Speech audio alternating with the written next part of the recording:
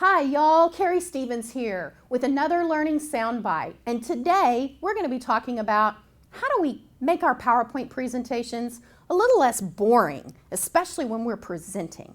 So I'm going to share with you 5 things today. First of all, we're going to talk about reading, then it'll be cueing, then it's light, PowerPoint as a tool, and finally, how do you read the room? So let's jump in. And let's talk about the first thing that I see people doing when they present. And that is, they tend to read every word of the sentence posted on their slides. Then they go to the next bullet and they read it word for word. Please don't read to your audience. The trick to help you keep from reading to your audience is right here. Use phrases.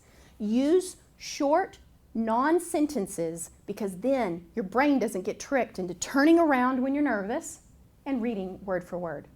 Tip number 2, use your slides actually as a cue so you can use them to help you remember to breathe.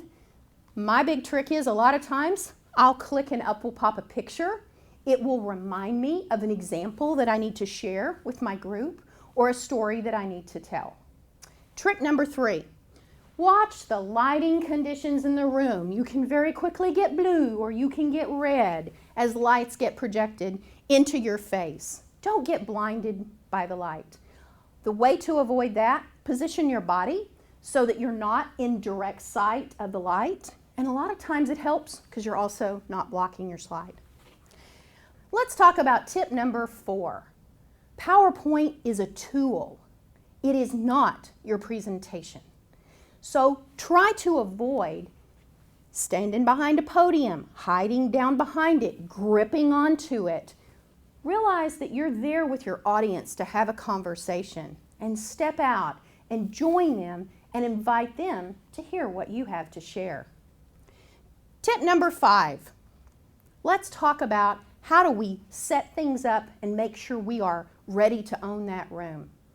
Well, one of the key things that we often do is we don't check out whether we have the right version of PowerPoint, whether or not we're using a Mac and we have to have extra cables. So give some thought to the actual technology tools that you use.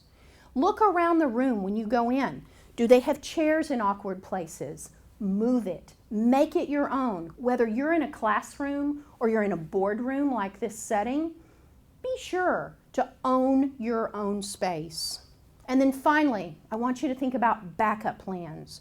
Have you practiced this? Are you prepared? Because that will really make you a very competent PowerPoint speaker. So let me end by just reminding you that you are the presenter. When you use PowerPoint, you want to use tools like I just did, hit the B button, and black out the screen behind me so that you can listen to me as the speaker. Own your space. And remember these 5 tips. Have a lot of fun presenting with PowerPoint. Thank you.